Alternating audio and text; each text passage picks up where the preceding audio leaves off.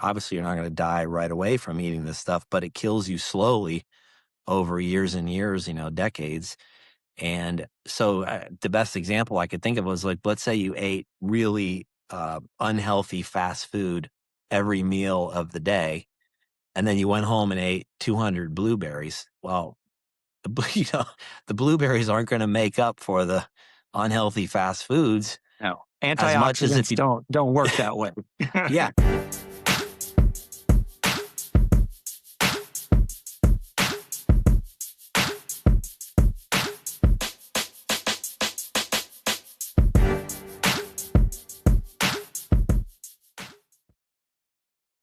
All right, welcome back. Episode 4, Thrive AF, Thrive After 40. I'm Keith, one of the hosts of the podcast. I'm here with my good friend Lou. Lou, say hello. Hey, guys. Back again. We're here. We survived another one, another week. Indeed. The fans have been clamoring for it, so we had to get back on. Beating down the door.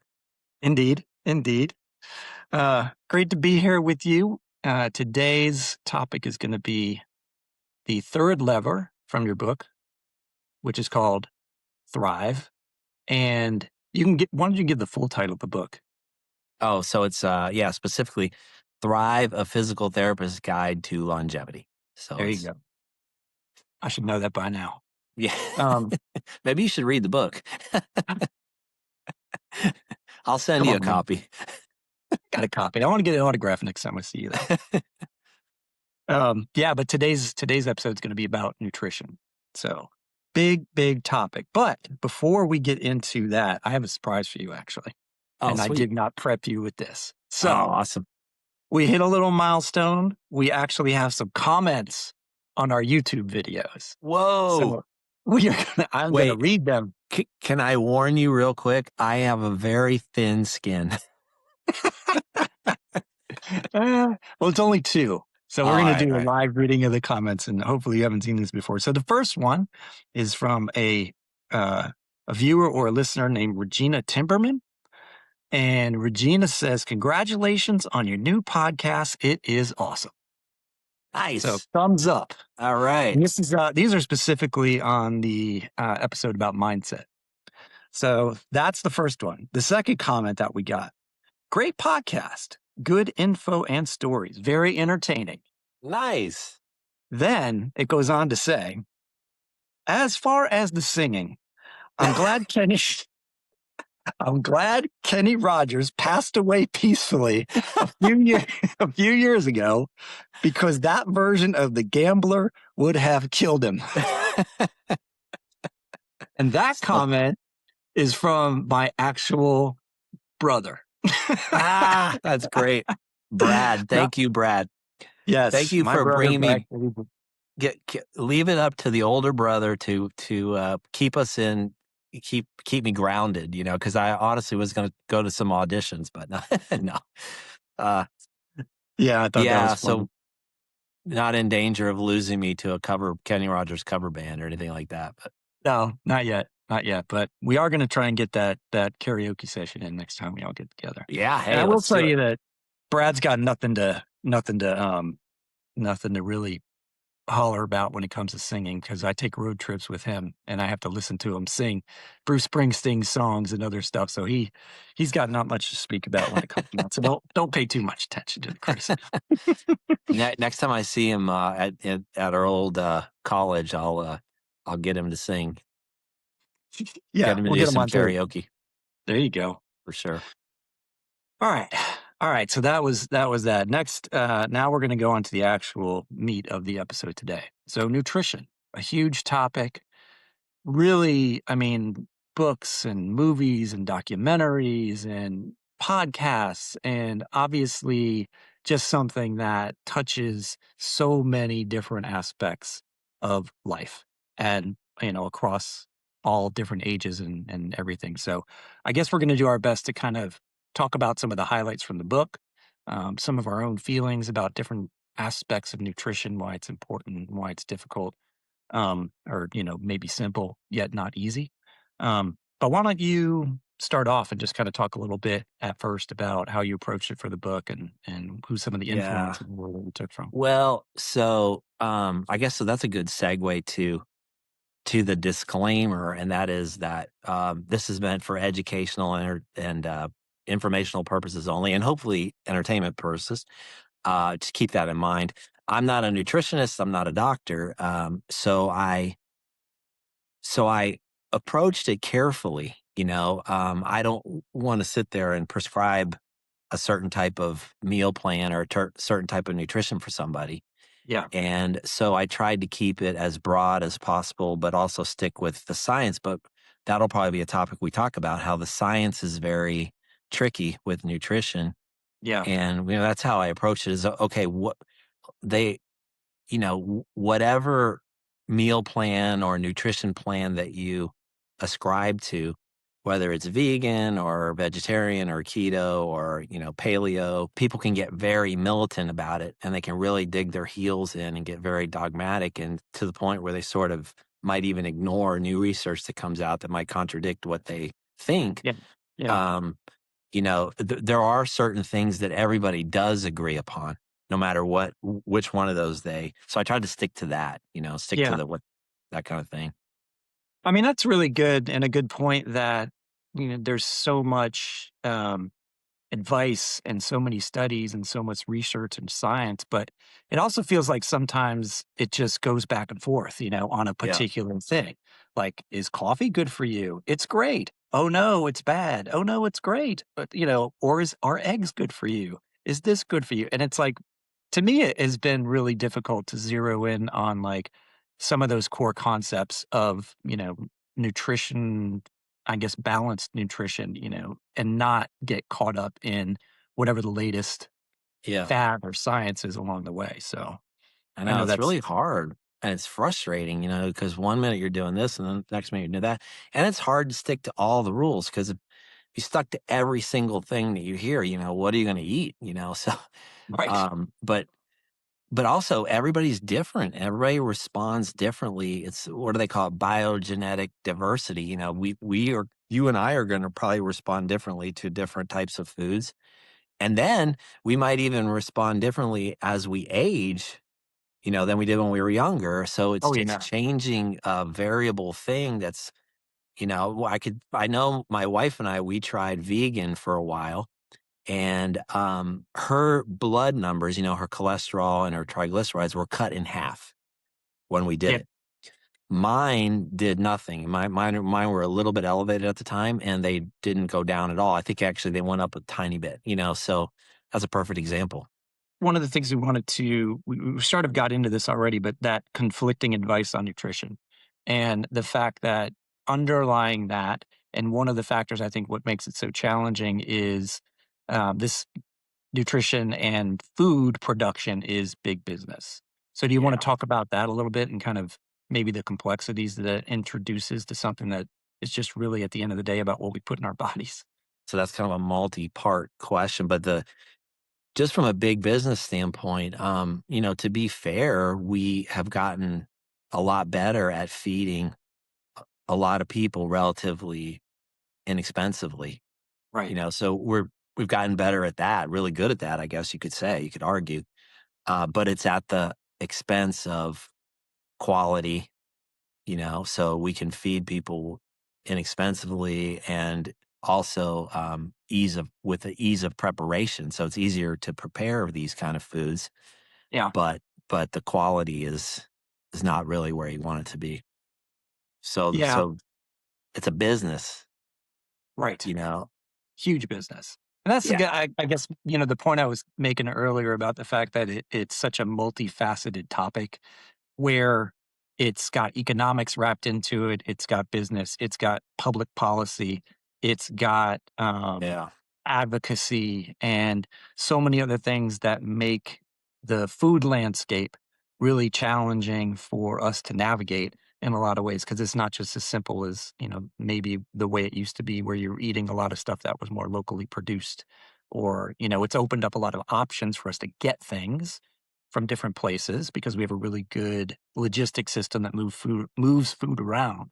But it's also introduced some things that maybe aren't aren't as healthy for us for sure. But maybe we can get into talking about some of the things that we as individuals can control, to some degree. And, some of the things that you put in the book and also have kind of talked about in the past, or maybe some of the things not to eat might be one of Yeah. the things where you focus in on versus specifically what to eat when it comes to a dietary prescription. Yeah. So I think there's more power in, there are certain things that you should eat for sure, that have kind of been shown to be healthier. But there's also things that everybody agrees upon that you shouldn't eat. And when I say everybody, most of the experts that, again, they could ascribe to a different diet, but they agree upon what you shouldn't eat.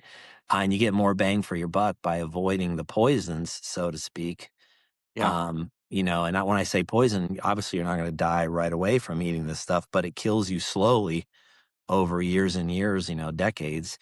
And so the best example I could think of was like, let's say you ate really unhealthy fast food every meal of the day, and then you went home and ate 200 blueberries. Well, you know, the blueberries aren't going to make up for the unhealthy fast foods No. as much as if Antioxidants you, don't work that way. yeah, as much as if you just didn't eat the fast foods. That you get more bang for Right. your buck by doing that. So Yeah. Yeah. I was gonna say we should talk about those things that everybody agrees upon avoiding. Yeah. So you had talked a little bit about the SAD diet, and that is something that I wasn't really familiar with. And I honestly forget what the acronym stands for. So do you want to talk about that a little bit?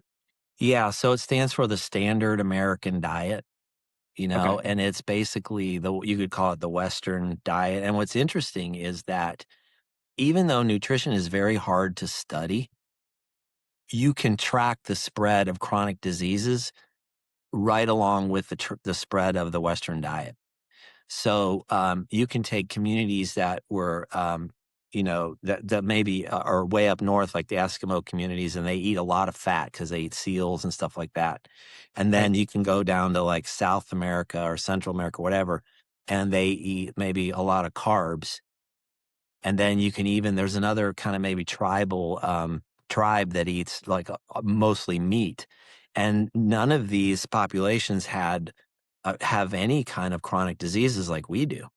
But Yeah. again, if you spread the Western diet to these areas, they start getting the chronic diseases, and so that is sort of it's impossible to ignore. And so some of the things are included in that are like processed foods, the factory farm meats and the bad fats, the seed oils and stuff like that, which we could definitely get more into. So kind of relates to what we talked about, that our food system is more geared towards producing things in high quantity, hence the processed foods that have longer shelf lives and, are a good source of calories to keep us alive, but not necessarily the things that maybe make us thrive.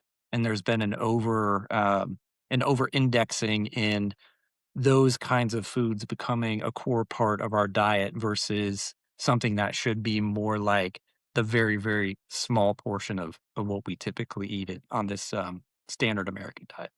Yeah, I mean, and it's hard. I mean, both my wife and I work, and we get home after being at work all day, and it's hard not to just prepare something that's easy, already halfway prepared, Yeah. processed, I guess, or to go to the store and get something that's already pre-made and packaged.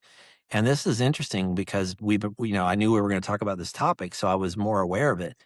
But I walked into a small market that's a one-off market, and they're a very good market. And they have a great reputation. They have great stuff. And I walked in, and right right as I walked up, there was some prepackaged tuna salad that they had made there at the store, and then they packaged it in plastic. And there was also some egg salad and I picked it up and I looked at the back, and the number one ingredient was soybean oil. Just boom right Wow. off the bat, and it was Huh. like, oh, well, why? Why? Darn. So I said, well, I got to practice what I preach, and I put it back. And Yeah. then last night I went to a bigger chain grocery store, and I really like tabbouleh. So they had a prepackaged plastic thing of tabbouleh, which is a Mediterranean salad if people haven't had it. And my daughter likes it too. And I picked it up and looked at it, and number one ingredient was sunflower oil. So I put it in the cart and I walked around, I did my shopping, and then I kind of was like, I got to practice what I preach. And I put it back, Yeah, so it's that like is the tough. stuff is everywhere. Yeah. Let me look at the statistic here. 20% of our calories come from 20% of the average person's calories in the United States come from soybean oil alone.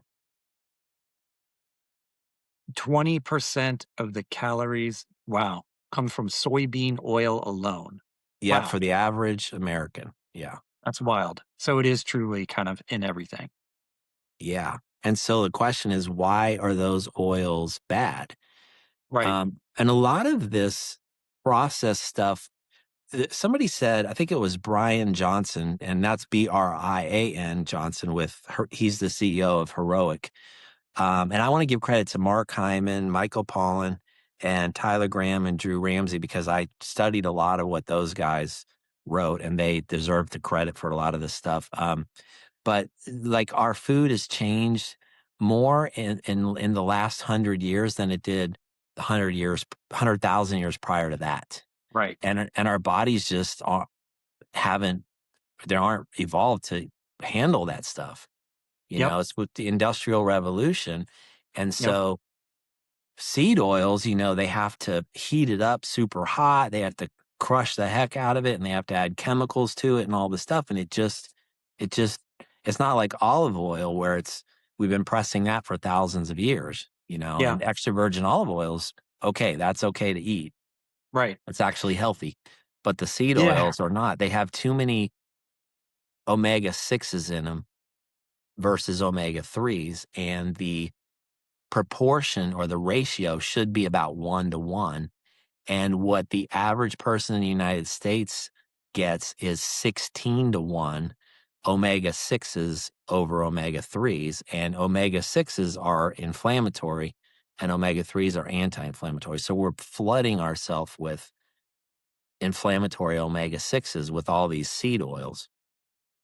So seed oils is just one though aspect of kind of the way that we have to treat or make our food in order to have it fit into this, system that we have created, unfortunately. But, again, it's like a system this big and with this much money and Yeah. trying to feed this many people. It's like we're not going to be able to break down like we can talk about some of the issues and some of them are well known, some of them maybe not as well known, but I think it goes back, one of the points that you were making, and I've heard this several times on multiple different sources, is the way that the food system has evolved versus the way that we kind of evolved as humans. And it's like a mismatch between we've spent most of our evolutionary term trying to maximize the amount of calories that we can get that are available because for a good portion of that time, food was hard to come by. And now we live in a world where food can be relatively cheap and calories can be relatively cheap to get. And our lifestyle and the fact that we're not doing industrial jobs for the most part anymore is really causing a lot of these chronic issues that we're seeing is like this mismatch between the way that we're supposed to I guess, be consuming, and getting our nutrition versus the way that we are now. And it's Yeah. like there's so many of those little factors where, again, it takes something that should be relatively simple. We need to eat to live, but makes it really complicated when you start to try and do the right thing. Like your example of going to the grocery store and picking up what you think is a healthy food, and then realizing that, that you really weren't achieving what you were hoping to do, Yeah. because of the fact that, the way it was produced was just so weird. It's really, really difficult, and It that's is. what makes it so complicated and such a problem for so many people, I think. It's so hard. It is, and everything's confusing, and and the stuff changes, and it's just so hard. It's very hard. And look, I'm not saying I'm perfect, and No. like we talked about before, it's that 80/20 is what you shoot for, but if you can't go from 0 to 100 in just one fell swoop, but just try to make little changes here and there and kind of inch your way up to that 80 somehow, it is tough. It's Yeah. really, really tough. And you don't, even if you were able to get to 80, you don't wanna go above that anyway because you still wanna have fun, right? I mean, I'm not gonna Right. go to my friend's birthday and refuse a birthday cake piece of birthday cake, just because 'cause I'm stuck on that sugar's bad for you. Right, right. Well, maybe we can talk a little bit about some of the good things that you can, that you feel like are fairly consistent or fairly common that we can try to do. And then we can talk a little bit more about like our personal, I know I have a personal um, things that I struggle with as well when it comes to being consistent with the way that I eat. But maybe first you could talk a little bit about some of the things you identify as like try to do these, Yeah. smaller or maybe simple rules or simple things that you can do that might make some improvement. Yeah, so I think I lean towards the functional medicine guys, what they and gals, what they, promote. And so they say, pretty much 75% of your plate should be filled with vegetables, and kind of the greater the variety, the better. And then you can have a small amount of meat, and I guess the true Mediterranean diet, they didn't eat meat every night. They Hmm. kinda treated it as a special occasion, but if you do eat it every night or when you do eat it, it should be not a huge piece. It should be more the condiment part of your meal, and the vegetables should be the main part of your meal. Yeah. And you can use fruits for dessert, because they do still, have some sugars in them and stuff, so use those as a dessert, Yeah. and and then eat, good fats, so olive oil, extra virgin olive oil, avocados, fatty fish, that kind of thing. Yep. Those are really healthy. And then don't eat too much, try to slow down so that you can give your stomach time to tell your brain that you've had enough food. And I like what the Japanese do. They stop eating when they're 80% full, and there's a Japanese name for it. I'm sorry that I don't have it right off the top of my head, but it's in the book. And Yeah. so they stop when they're 80% full. And then research also has shown that if you eat on smaller plates, you'll tend to eat less too. So stuff like Yeah. that is what you can do. But they do have research that shows that if you eat healthy earlier in the day, you tend to do better. You tend to, I Okay. think, eat less. I think it is, but I'm kind of guilty of not doing that. I do intermittent fasting, so I don't even eat till like 12 or 1 o'clock. But I think ideally, what I would should do is shift my fasting window so that I end up eating earlier during Okay. the day, but still do the fasting. But there is research to show that eating earlier during the day is healthier. This takes us to a little bit on the sleep lever is you definitely don't want to eat right before you go to bed, 2 Right. to 4 hours before you go to bed, and that's a whole nother topic. I mean, it blows my mind to think about how we used to eat when we were young. Yeah, And yeah, then eating a half a pizza at 11 o'clock at night, or right? even worse, going to a restaurant, a Greasy Spoon or something after going out. And we lived like that for quite a few years. And, Yeah, yeah, I think and about that now and I'm just like, it would kill me for 3 days. I know. And our stomachs were a little tougher back then, but still, I remember having a lot of gastric problems even back then, and just Yeah. I don't know if I just ignored them or didn't put 2 and 2 together, but, Yeah. uh, It's like, why do I feel so bad? I had yeah.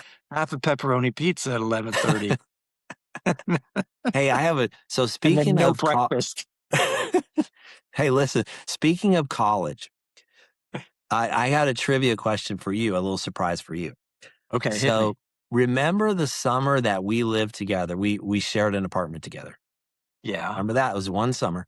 And actually, remember the TV we had? It was the old iteration of a big screen TV.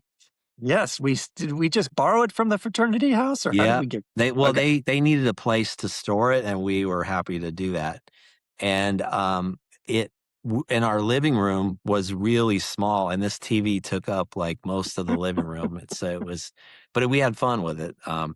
But that summer, I guess because I had a little more time on my hands, is the summer that I bought my first real true nutrition book. Do you remember that, or do you remember what the book was?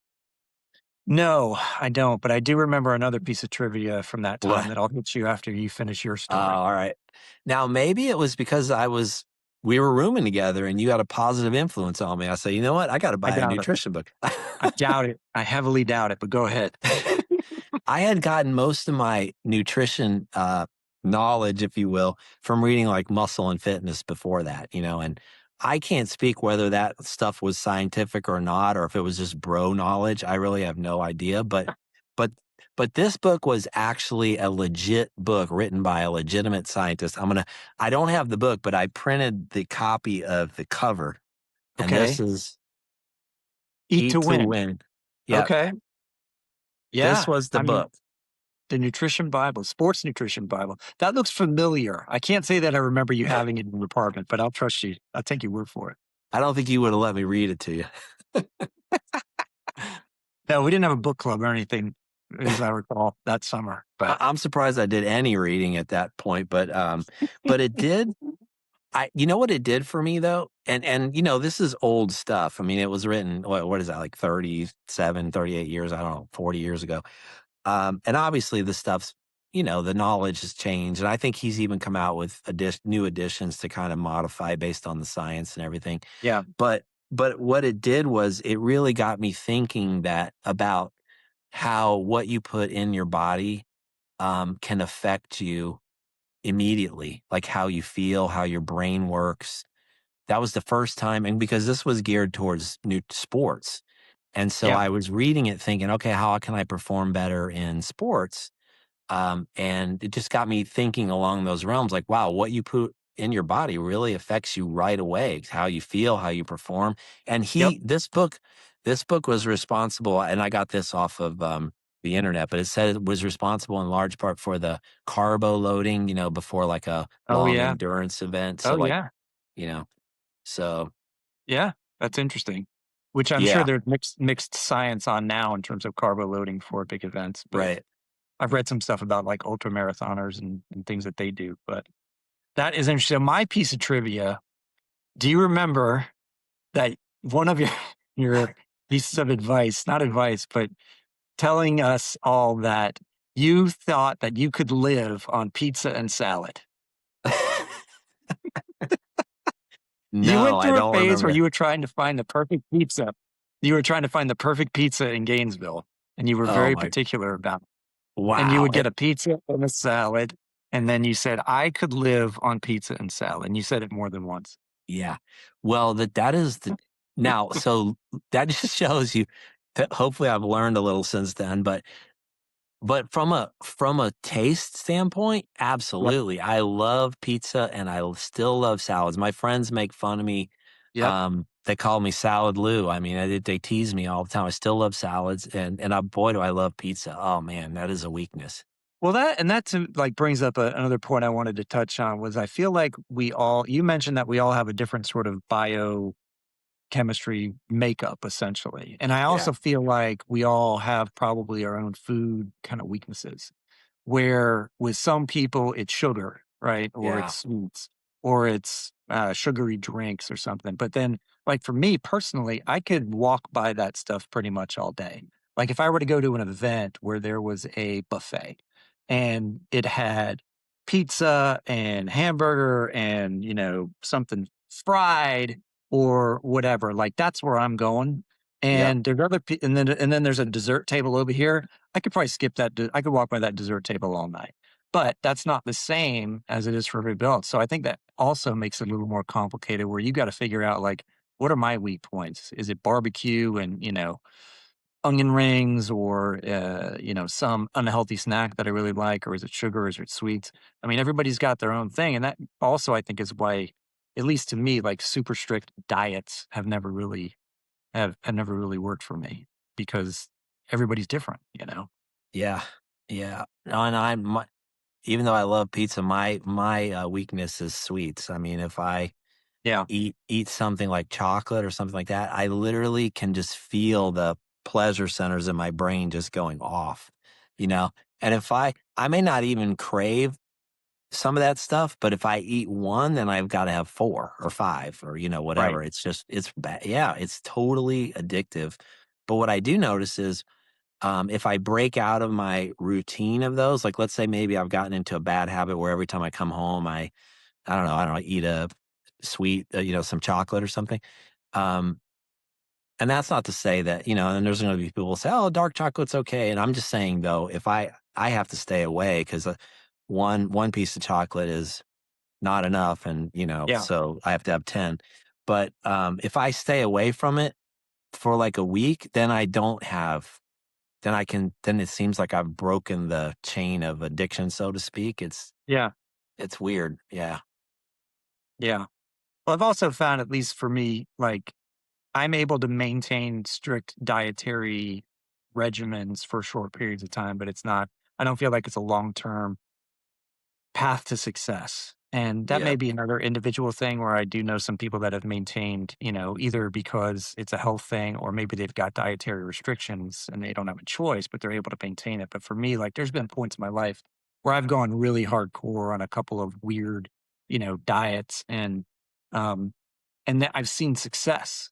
But Mhm. then I get to a point where I feel like I'm comfortable and then I start slipping and then it's Yep. just not something that so I've tried to focus in on like you hit on, I think, in the book, are what are some of the 2 or 3 things that I might be able to do with my diet that keep me on track. So salads is a great example. I want to talk about this more in another episode, but trying to institute, making my own salads for me and my wife every day of the work week, when we're home and things like that. Or for breakfast, trying to at least get some protein, some carbohydrates, piece of fruit, whatever, and get away from other things that maybe aren't so healthy. And I know that you have gone through, um, like you already mentioned, you were vegan for a while. How do you Yeah. feel about, the ability to stick with something that is super restrictive versus just trying to like you said, hit that 80% rule? No, I agree with you. It's super hard, and I've failed at it too. But I've tried a lot of different meal plans or diets, whatever you want to call them, because I like to experiment and see how I'm going to react to it, and see, number Yeah, one, can I even do it, and then number right. two, how am I going to react? And meaning I get my blood tested or whatever, and I say, oh wow, my cholesterol went down eating this stuff and went up eating this, but I have to apologize to my friends and family for dealing with me over the years because, we would go when we were vegan, our friends, they would have us over and they would make vegan, if they had chili, they'd make a vegan chili for us. And so it's like, Yeah. they really tried to support us. Then I was keto, really strict keto for a while. And I remember they had chips and salsa. And for me, they had pieces of celery to dip in the salsa, so they You really have good tried to friends. support me. You have good Yeah. friends. I I gotta thank them. They really supported me over the years of my craziness with my diets, but it just gets where it's impractical, I mean, Yeah. and maybe if you stayed in your house and did nothing, you could do it, but, Right. like, for instance, vegan, when we were vegan, it was years ago, and there wasn't a lot of options at restaurants. There's more now, and Uh-huh. so we would go out to eat, and there just wasn't an option, and then so we compromised. We said, "Okay, we'll be vegan during the week and not vegan on the weekends." And Right. then that worked for a while, and then it just didn't work, and, and so it's really, really tough. Yeah. It's hard. So, like you said, just shoot for maybe, some form of just making progress in the right direction. Yeah. All right. There were a couple things I wrote down, or that you wrote down actually, that I want to touch on that'll be maybe a little more like rapid fire. So we Okay. talk about them. So Michael Pollan, that's one person that you mentioned, and I've also read his book. He has a pretty good rule. Maybe it's a one rule that people can follow. And can you talk about that a little bit? Yeah, so it's probably paraphrase this, but it's eat real food, not too much, mostly plants. Yep. And that's the great rule for it. That kind of summarizes everything right there. He also Yeah, it goes says, back to that plate that you were talking about, where you're filling it hopefully mostly up with vegetables, some protein, maybe some healthy fat, and yeah, not too much. Yeah. yeah. He also says if it's made in a plant, don't eat it. If it is a plant, eat it. Yep. Those are such good little, encapsulations of taking, again, like something that should be pretty simple, but it's complicated, but trying to simplify it. And, instead of having to like do things like strict calorie counts or maybe Yeah, some of those stricter diets things, if you can try and live that, the challenge is though, again, like getting that healthy food, shopping for that healthy food. Healthier food is typically more expensive than Yeah. unhealthy food. So, like, there's so many other factors that take something that seems like it should be so simple and can make it a little bit difficult. Um, okay, longer shelf life equals shorter life. Is that something you came up with, or something that No, no. you like read That's from Michael somewhere else? Pollan. That's Michael Oh, it is. Pollan. Yeah, Okay, super smart guy. I think he's associated with Oxford, Harvard, and yeah, UC Berkeley, I believe. I mean, yeah, he came up with that. He deserves credit for that one. That's a good one. yeah, that is a good one. So, is the S one about the third grader. Yeah, if a 3rd grader can't pronounce the ingredients, it's probably not something you wanna put in your body. Makes a lot of sense. But I got a lot of stuff in my pantry right now that I shouldn't be putting in my body if I were to follow that rule, Yeah, I unfortunately. know, and it's hard.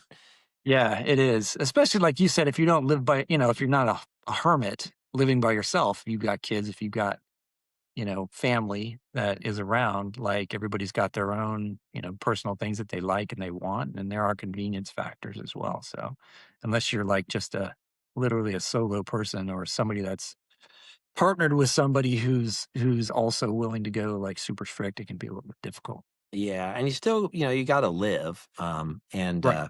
but one thing, it's easier to have you try to have your willpower at the store rather than at your house. So when you're in the store, don't buy the stuff so it's not in the house. If it's in the house, man, it's so hard to not eat it. Like if you Yeah, got this true.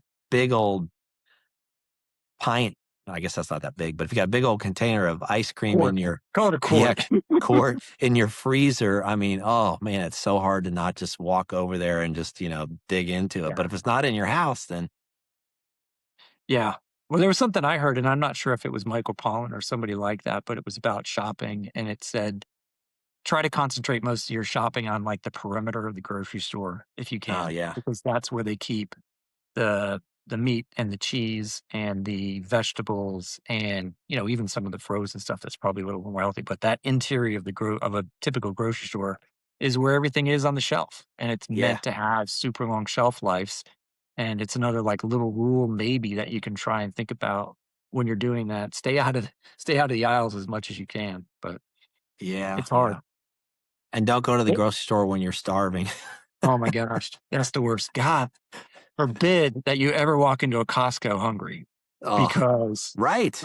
not only will you walk out poor, you will walk out with 2 shopping carts full of stuff. So, Yeah, and you'll probably stop at every one of the little people there that are giving you yeah, free, stuff. and get a Costco hot dog on the way out, And which that is probably stuff the best it's probably the best deal around though when you get yeah, right into it, but it tastes great, and I have to say Costco does an awesome job. The food is good, and they actually have good stuff. I like their stuff. It's really good. yeah, they do. I mean, we go there. Yeah. I mean, I think, the shopping piece, I can do a whole, and I probably will at some point, maybe in a different episode, talk a little bit about, what I some of the things that we try to do when it comes to shopping. But we're very fortunate too. I mean, let's just face it. Like, when I Yeah, say we, like me and you and people like us, I don't know what it's like where you live, but I've got so many options around yeah, here to shop at smaller farmers market. We have a giant farmers market. We have all the usual grocery stores. We have specialty stores. And it's not that way for a lot of people. And it kind no, of goes back to the food system and the economics piece. There's a lot of places where people don't have the kind of choices that we have. yeah, And it sucks because, again, like you think about the population, the huge population in the United States, and there's just a lot of people that their choices are limited, and their yeah, dollars have to stretch really far. And unfortunately, our system is not really optimized to take care of some of the people that probably need it most. And that's just, it's obviously not something we can solve, but I think it's worth being aware of the fact that it's not always that people don't want to do the right thing. right. Um, Sometimes it's really, really hard or even impossible to do the right thing. Yeah. If you're working like 2, 3 jobs and you don't have time to come home and cook from Right. scratch, maybe you are gonna stop at like a quick, easy, convenient place. But one of these guys, I don't know if it was Michael Pollan or something, but he said that they actually make more in the gas stations in the, store Mm. Oh, yeah. the little store area than they do by selling the gas, and it's because And it's so convenient. You walk in, boom, grab a little pre-made sandwich or whatever. yeah, yeah, gas is a lost leader for gas stations for sure. All right. We've gone 40 minutes and We talked haven't about a even lot of stuff, but we haven't even scratched. I mean, honestly, like this topic is just so deep and so yeah. broad that I think we're going to have to do our best to cover some of the, some of the things. Is there anything from that you remember from the book or just in general that you want to impart before we maybe move on to talking about synergy and levers and then maybe close out with a few closing thoughts? Yeah, I guess that just remember that the things that to try to limit is, again, if you can't do everything that we've talked about, and that's like you said, only scratching the surface anyway, Yeah. at least try to start limiting some of the stuff that just we know is really, really bad for you. And that would be like the refined sugars and the flours, the processed foods that are in boxes and pre-made and all that. If you can just start maybe eating a little bit less of that, that goes a long way, especially sugary drinks. Sugary drinks are the really, really bad, Yeah, you one of know? the things we started doing, or I started doing for our family, was just buying flavored like seltzer water, Yeah, and then that got pretty expensive because we weren't buying sugary drinks or drink mixes. And then, I have two kids, and they were just pounding now these these seltzer waters, which is great, but it was also pretty expensive, so we actually got one of yeah, the Soda Stream machine, and I was kind of resistant to that, but it seems to there's a little bit of effort involved to actually make yeah. the soda, and, it kinda calmed them down a little bit, Slows but you down a little bit. yeah, it's just like the Monster Energy drinks that I see them picking up at the grocery or at the Yeah, convenience store kills me, but they're young. They'll learn why right. that's not probably not a sustainable thing, but Yeah, they can get away with it now. But the yeah. a little trivia fact that, in the 1700s, people ate an average of 5 pounds of sugar per year. Now it's 150 pounds per Oh my year. god. Just Yeah. picture that as bags of sugar lined up. I mean, I'm sure somebody's done that graphic. That is Yeah. crazy, 150 pounds per year for the average, person in the United States, man. and, yeah, it's just so sugar is just I mean, but it tastes so good, but it's just so and you can't Yeah, feel it killing you, but it's doing it slowly, indeed. I guess you could say. Yeah. Alright. Well, those are good little rules. Do you wanna talk about, synergy and synergistic levers? I know you had something that you had jotted down that you might wanna talk about. Yeah, I don't wanna lose sight of, eating a meal with friends and family, loved ones. I mean, that is probably one of my most favorite things that I could ever do. I mean, when I tell people sometimes, my what is your hobby? Well, it's eating out with friends and family or eating at somebody's house, my house, whatever, friends and family. I have to say we don't eat as my house as often as we do our friends. Our friends are very they are very great hosts and great cooks, much better than me, but I love nothing more than that. And there's even good statistics where, families that have more meals at home have a lot that, their teenagers have a lot less problems Yep. and and so synergy is, yes, we're getting the food we're eating, but it's also helping us form good relationships and keep good relationships and enjoy Yeah. ourselves. And we No, shouldn't I lose sight totally of that. agree. Something about also just the preparation of food, like, if you have friends over and you are preparing a meal kind of together and then eating and enjoying that meal, I think you're right, like, I'm looking forward to when we talk about relationships and how they impact our health because you're right, like, that has become something that we went through a period of time where it was really difficult to have those kind of in-person interactions, and I'm really, really one of the things that I'm focusing on or that we're trying to focus on is getting back to social because it's doing social things and being very intentional about it because it's a critical part of our health Yeah, and happiness overall. So, good point.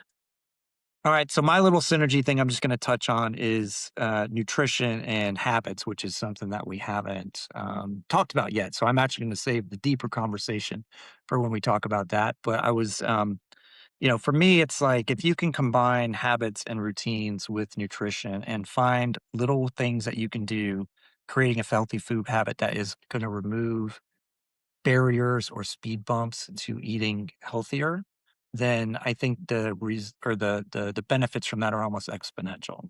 So, just trying to figure out when's the best time to shop, what my shopping habits might be, what are some things that I like and my family likes, really thinking about ways that you can remove maybe some of those little barriers that keep you from eating healthy is a really powerful combination. But I'll go deeper into that in the episode where we get into habits and routines, which I think is one of the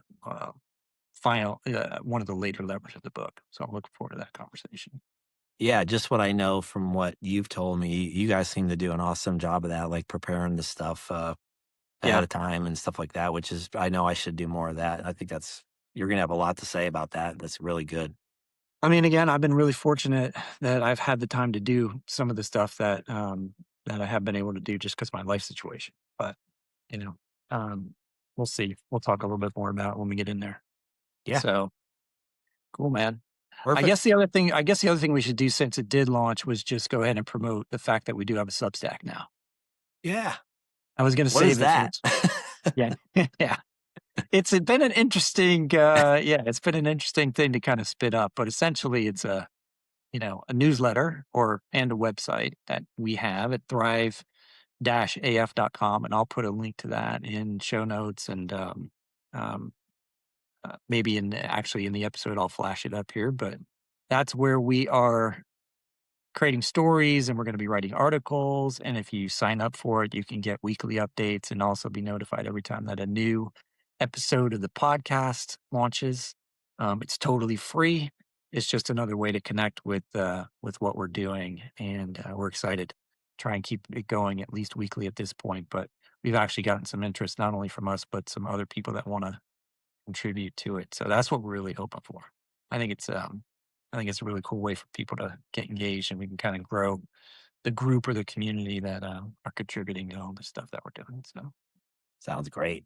I can't wait. I yeah. want to hear some stories from other people, other folks, how they're triumphing through life. I've already got a couple people in mind that have great stories, Yeah. and I want to see a time when you and I we're not contributing the stories that everybody else is. Because I want to hear about other people's stuff. Yeah. Well, that was such a big part of your book. I mean, storytelling was kind of the Yeah, foundation of what you did when you true. had all those health heroes in there. And it was really powerful because it's just real world examples, people putting this stuff into practice. So hopefully we can keep Right. that going.